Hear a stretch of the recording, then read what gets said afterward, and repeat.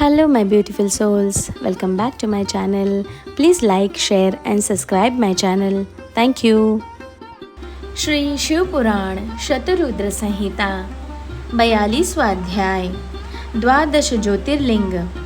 नंदीश्वर बोले, हे सनत कुमार जी, अब मैं आपको सर्वव्यापी भगवान शिव के 12 ज्योतिर्लिंगों रूपी अवतारों के बारे में बताता हूँ। सौराष्ट्र में सोमनाथ, श्रीशैल में मल्लिकार्जुन, उज्जयिनी में महाकालेश्वर, ओंकार में अपरेश्वर, हिमालय पर केदार, डाकिनी में भीमशंकर, काशी में विश्वनाथ, गोमती तट पर अम्बकेश्वर, चिताभूमि में वैद्यनाथ, दारुकवन में नागेश, सेतुबंध में रामेश्वर तथा शिवालय में घुष्मेश्वर नामक 12 अवतार है। जो मनुष्य शुद्ध हृदय और भक्ति भावना से इन ज्योतिर्लिंगों का पूजन और दर्शन करता है, उसे परम आनंद की प्राप्ति होती है। वह जो शिवजी के प्रथम ज्योतिर्लिंग सोमनाथ का सच्चे हृदय से पूजन करता है, उसके सभी रोगों जैसे क्षय, कुष्ठ आदि का नाश होता है। उसके सारे पाप धुल जाते हैं और उसे भुक्ति व मुक्ति प्राप्त होती है। श्री शैल में स्थित दूसरे शिवलिंग मल्लिकार्जुन के दर्शनों से मनवांछित फल की प्राप्ति होती है तथा सब दुखों का नाश होता है एवं सुख मिलता है। पुत्र प्राप्ति की इच्छा पूर्ति के लिए इस लिंग की स्तुति की जाती है। उज्जयिनी में स्थित तीसरा ज्योतिर्लिंग महाकालेश्वर नाम से जग विख्यात है। अपने एक ब्राह्मण भक्त वेद का आह्वान पर प्रकट होकर शिवजी ने दूषण नामक असुर का वध किया था। तत्पश्चात वही स्थित हो गए। इसीलिए इस ज्योतिर्लिंग को महाकालेश्वर कहा गया। इसके दर्शनों से मनुष्य की सारी कामनाएं पूरी होती हैं। चौथा ओंकार नामक ज्योतिर्लिंग है। विंध्यगिरि ने भक्ति भाव से विधि पूर्वक पार्थिव लिंग स्थापित किया। विंध्य की भक्ति से प्रसन्न होकर शिवजी उसी लिंग से प्रकट हुए और 2 रूपों में विभक्त हो गए। तभी से ओंकारेश्वर नामक लिंग ओंकार और परमेश्वर नामों से प्रसिद्ध हुआ है। इसका दर्शन करने से भक्तों की अभिलाषा पूरी होती है।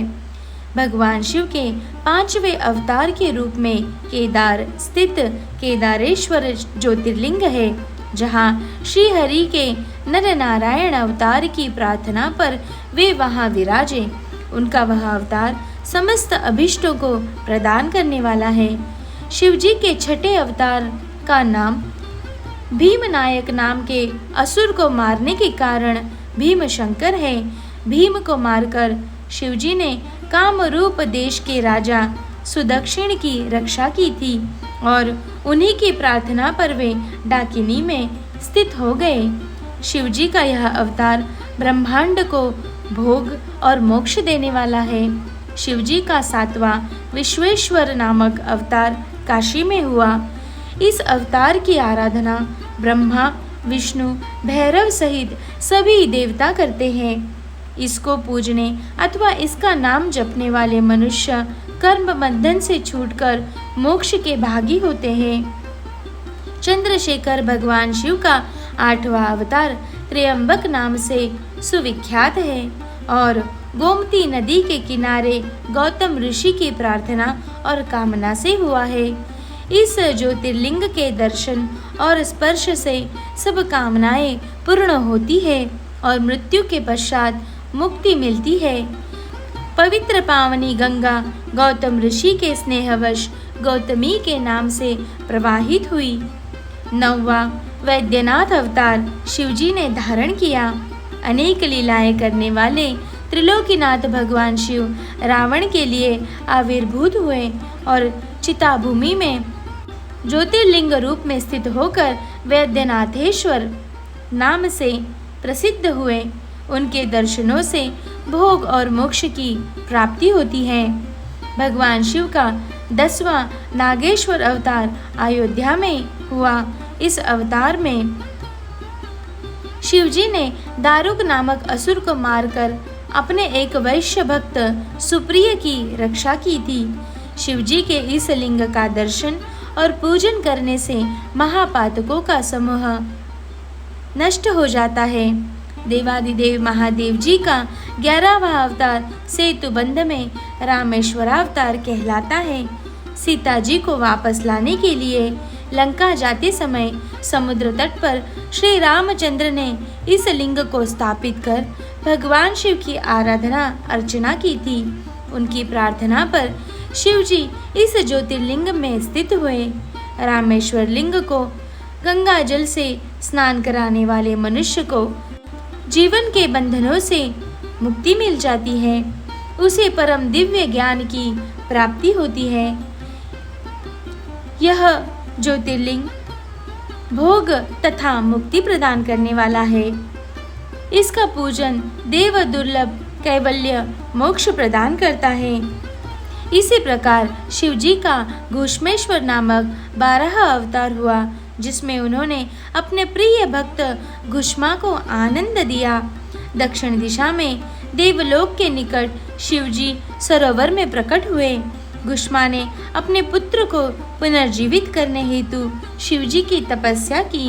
तब उसकी भक्ति से प्रसन्न होकर महादेव जी ने उसके पुत्र को जीवित किया एवं उसकी प्रार्थना पर वही ज्योतिर्लिंग के रूप में स्थित होकर घुष्मेश्वर नाम से विख्यात हुए। इस शिवलिंग का भक्तिपूर्वक पूजन करने से मनुष्य इस लोक में सुखों को भोगकर अंत में मोक्ष प्राप्त करता है। हे महामुने, इस प्रकार मैंने त्रिलोकीनाथ देवादिदेव शिवजी के 12 दिव्य ज्योतिर्लिंगों का वर्णन आपसे किया।